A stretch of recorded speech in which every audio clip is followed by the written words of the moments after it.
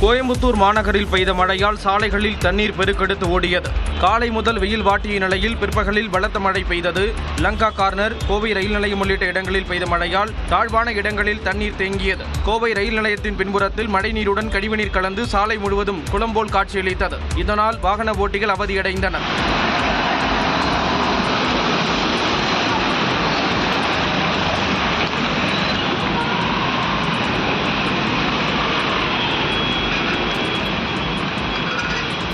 கோடை மழையால் சாலைகள் எங்கும் வெள்ளக்காடாக காட்சியளித்தது. இதனிடையே கோவை தொண்டாமுத்தூர் சுற்றுவட்டார பகுதிகளில் கனமழை வெளுத்து வாங்கியதால் விவசாயிகள் மகிழ்ச்சி அடைந்தனர்.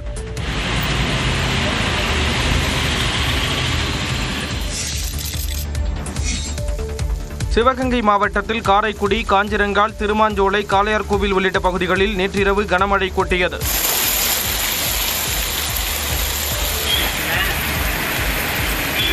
கிருஷ்ணகிரி மாவட்டம் வேப்பனப்பள்ளி மற்றும் அதன் சுற்றுவட்டார பகுதிகளில் பலத்த காற்றுடன் கனமழை வெளுத்து வாங்கியது.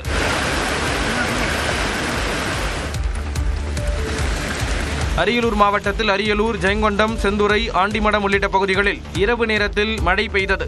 3வது நாளாக பெய்த மழையால் மக்கள் மகிழ்ச்சி அடைந்தனர். செங்கல்பட்டு மாவட்டத்தில் மதுராந்தகம், செய்யூர், கல்பாக்கம், மாமல்லபுரம், திருப்போரூர், திருக்கழுக்குன்றம் உள்ளிட்ட பகுதிகளில் இடி மின்னலுடன் கனமழை பெய்தது.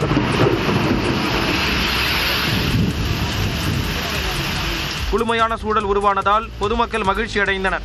கொடைக்கானலில் மிதமான மழை பெய்ததால் பிரையன் பூங்காவில் மழையில் நனைந்தபடியும் குடைகளை பிடித்துக் கொண்டும் சுற்றுலா பயணிகள் பூக்களை கண்டு ரசித்தனர்.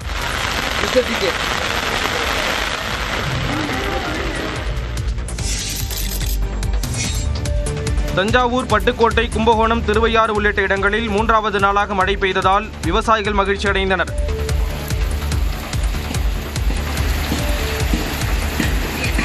நாகப்பட்டினம் மாவட்டம் தலைஞாயிறு மற்றும் திருக்கோளை சுற்றுவட்டார பகுதிகளில் பலத்த காற்றுடன் மழை வெளுத்து வாங்கியது.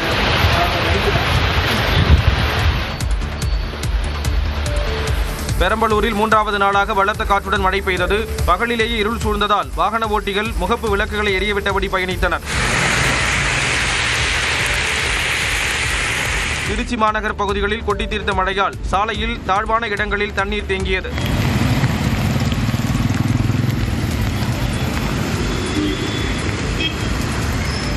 மாவட்டம் மணப்பாறை மற்றும் அதன் சுற்றுவட்டார பகுதிகளிலும் மழை பெய்ததால் மக்கள் மகிழ்ச்சி அடைந்தனர்.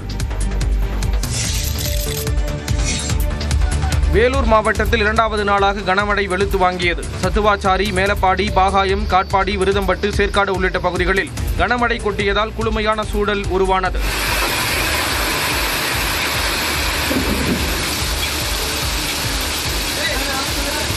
திருப்பத்தூர் மாவட்டம் ஆம்பூர், வாணியம்பாடி மற்றும் அதன் சுற்றுவட்டார பகுதிகளில் கனமழை பெய்த நிலையில் ஆம்பூரில் சாலையில் மழைநீர் தேங்கியது.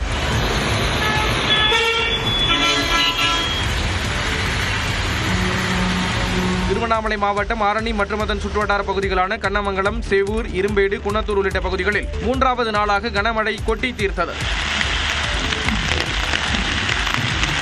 திருவண்ணாமலை மாவட்டம் செங்கம் சுற்றுவட்டார பகுதிகளில் பெய்த மழையால் ஆயிரக்கணக்கான ஏக்கரில் நெற்பயிர்கள் நீரில் மூழ்கியதால் விவசாயிகள் வேதனை அடைந்தனர். தமிழ்நாட்டில் 8 மாவட்டங்களில் இன்று கனமழை பெய்யும் என்று வானிலை ஆய்வு மையம் தெரிவித்துள்ளது.